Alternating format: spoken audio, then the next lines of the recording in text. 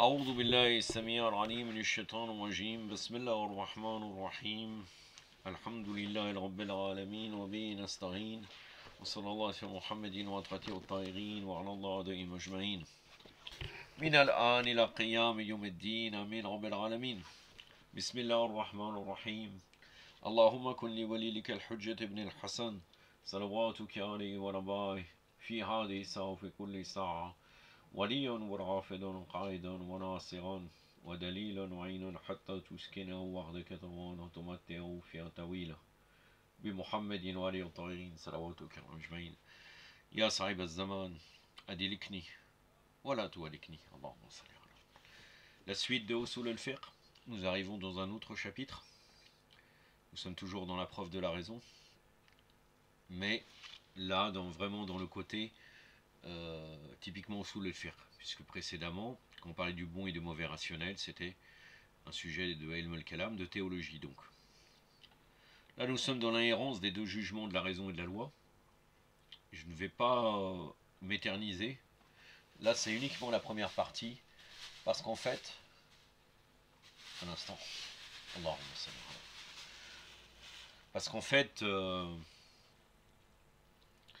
si je commence la deuxième partie, ça va être trop long. Donc je vais me concentrer sur les preuves des savants concernant l'inhérence des deux jugements et de la raison et de la loi. Donc l'inhérence, c'est-à-dire le lien indéfectible qui existe entre les jugements de la raison et de la loi.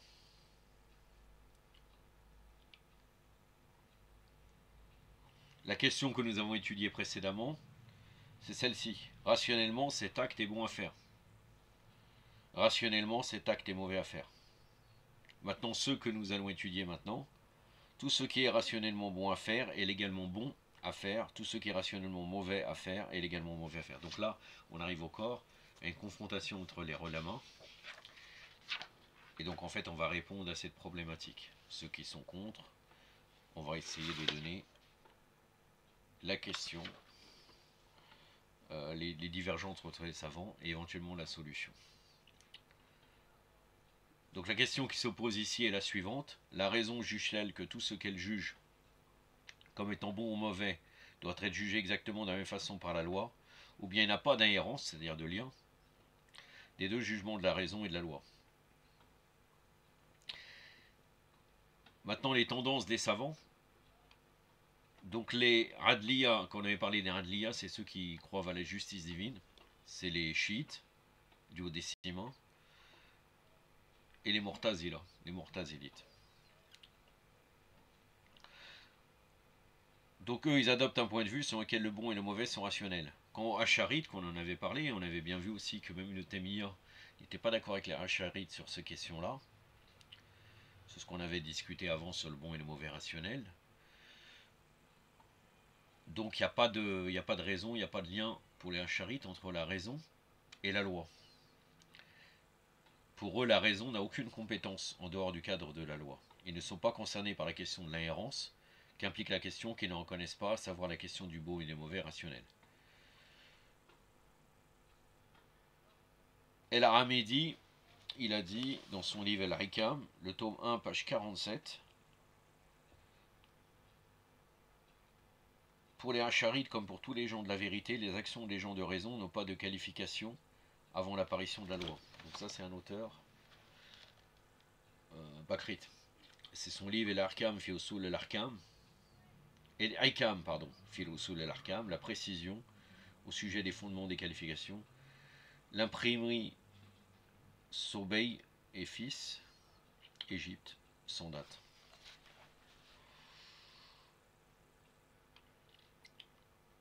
El-Razali, qu'est-ce qu'il dit? Pour nous, la qualification des actions des sujets responsables est celle donnée par le législateur. Si cette qualification fait défaut, cela veut dire qu'il n'y a pas de qualification. C'est pour cette raison que nous disons que la raison ne se prononce pas sur le bon et le mauvais et ne dicte pas l'obligation de reconnaître les bienfaits du bienfaiteur. Les actions n'ont aucune qualification avant l'apparition de la loi. C'est dans le livre de Al-Razali, Al-Mustafza, Al-Mustafza, le tome 1, page 36. Il me semble que cet ouvrage de Al-Razali existe en français. Hein. Ou bien sinon, s'il n'existe pas, il existe en version raccourcie. Et Mustapha, le purifié, c'est la première édition, l'imprimé Mustapha Mohammed, Le Caire, 1937. Donc c'est au tome 1, page 36. Donc comme les tendances, comme les acharites ne reconnaissent pas les qualifications de la raison, on n'a plus besoin de chercher leur attitude concernant l'inhérence des deux jugements et de la raison et de la loi, puisque pour eux ça n'a aucun sens. Donc maintenant, que dit les Mu'tazila, les Mu'tazilites et les fondamentalistes, donc les Usuliyin, les Usuli chiites? Ils affirment l'existence d'une inhérence absolue des deux jugements de la raison et de la loi. Tout jugement prononcé par la raison l'est aussi par la loi, et par conséquent, tout ce qui est considéré comme bon par la raison et tout ce que la raison incite à faire mérite d'être fait par les sujets et récompensé par le législateur. Et tout ce qui est considéré comme mauvais par la raison et tout ce que la raison incite à ne pas faire mérite d'être abandonné par les sujets et puni par le législateur. Cela s'applique à la fois au fondement de la religion et à ses ramifications. Vous allez retrouver cela dans le livre d'Ibn al-Rumayh, j'avais déjà cité. Hein. Ibn Rumayh al-Asfahani, Mohammed Hossein ibn Muhammad ibn Rumayh al-Asfahani, El-Fusul fi al-Usul, les chapitres en fondement, lithographie, donc c'est une édition juste copiée sur l'original. Édition 1266 de l'Hégire, 1849, après Jésus-Christ. Le tome, page 335, pardon. Apparemment, c'était dans la même référence précédente. Je ne peux pas vous donner lequel tome. Parce que là, je suis passé dans un autre ouvrage. Et aussi dans Henri Corbin, dans l'histoire de la philosophie islamique, page 165. Peut-être qu'il y a une petite divergence parce que ce livre a été réédité. Mais à peu près là, vous retrouverez ce que dit les Mu'tazila et les chiites sur ce sujet-là. Donc tous les Usuliyin, les Usulites et chiites s'accordent à suivre cette tendance, et de plus, certains d'entre eux considèrent la question de l'inhérence comme une autre dimension de la question du bon et du mauvais rationnel. Ainsi, ceux qui adoptent l'attitude affirmant le bon et le mauvais rationnel affirment du même coup la question de l'inhérence. Oh, ça coule de source. Ceux qui séparent les deux questions en acceptant la première et en rejetant la seconde le font parce qu'ils pensent à tort qu'il y a intervention de certaines perceptions rationnelles, parmi celles fondées sur la coutume, l'émotion ou d'autres choses semblables, mais qui ne sont pas controversées. Al-Qummi dit dans son livre Al-Qawanin, page 258, Al-Qummi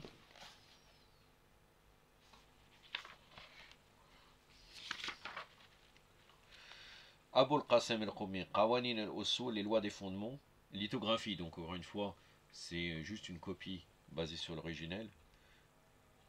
Iran, 1275 de l'Hégire, 1858 après Jésus-Christ. À la page 268, que nous dit Al-Qummi? Ce qui est propre à la raison, toute seule, comme l'obligation de rembourser la dette et de remettre le dépôt au dépositaire, l'édicité de l'injustice et la recommandation de la charité et l'ihsan, etc., etc., est une preuve sur la qualification de la loi. Cela nous va constater, nous, les chiites. El-Mudaffar, dans le livre qu'on a déjà cité maintes et maintes fois, Usul al-Fiqh, les fondements de la jurisprudence, la 4e édition d'Aret Harouf el-Madbouhat, 1983, il nous dit, au tome 1, page 218, en vérité, l'affirmation du bon et du mauvais rationnel est identique à l'affirmation du bon et du mauvais légaux. Il ne s'agit pas ici de deux choses différentes dont chacune implique l'autre, même si quelques-uns l'imaginent à tort. Maintenant, parmi les Usulites chiites, toujours imamites, seul le savant Mohammed Hossein ibn Rumayh al-Asfahani, décédé en 1261 de l'Hégire et 1845 après Jésus-Christ, connu sous le nom de Sahib al-Fusul, l'auteur des chapitres, fait exception. Bien qu'il affirme le bon et le mauvais rationnel, il nie l'inhérence. Donc là, lui, il sépare. Il dit, pour moi, la vérité est qu'il n'y a pas d'inhérence du caractère bon ou mauvais d'un acte et du fait que les sujets sont responsables en fonction de ce caractère. À la page 335 de son livre. Maintenant, certains chiites, la tendance des chiites, Arbari, et de certains charites, qu'est-ce qu'ils disent? Donc la grande masse des chiites Arbari et de ceux qui parmi les Acharites s'opposent à la masse de ces derniers et affirment le caractère rationnel du bon et mauvais, ni l'inhérence des deux jugements de la raison et de la loi. Donc eux, les Arbari sont comme Ibn Rohaim dans les Usulites. Ils acceptent le bon et le mauvais rationnel, mais ni l'inhérence des deux jugements de la raison et de la loi, tout en admettant le bon et le mauvais rationnel et le fait que les qualifications de la loi sont fondées sur les avantages et les inconvénients, même si la raison ne le saisit pas a priori et sans l'enseignement de la loi. En adoptant ce point de vue, ils s'accordent donc avec les Adliya, donc les chiites imamites,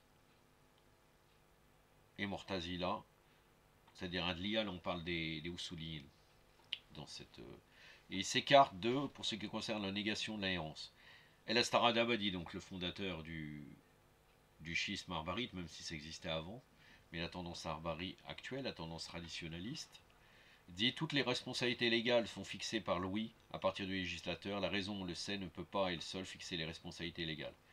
Ça c'est Al-Astaradabadi, Mohammed Al-Astaradabadi, rahmatullah Ali, il a dit dans son livre El-Fawaid el-Madaniya, les informations précieuses médinoises, dans une édition originale, donc copiée, Téhéran, lithographie 1903, page 242. Il a dit cela. Le Hacharid, donc Hacharid Bakri, El-Zarqali dit le bon et le mauvais sont des caractéristiques de l'acte en soi. L'obligation et l'illicité sont légales, il n'y a pas d'inhérence entre les deux.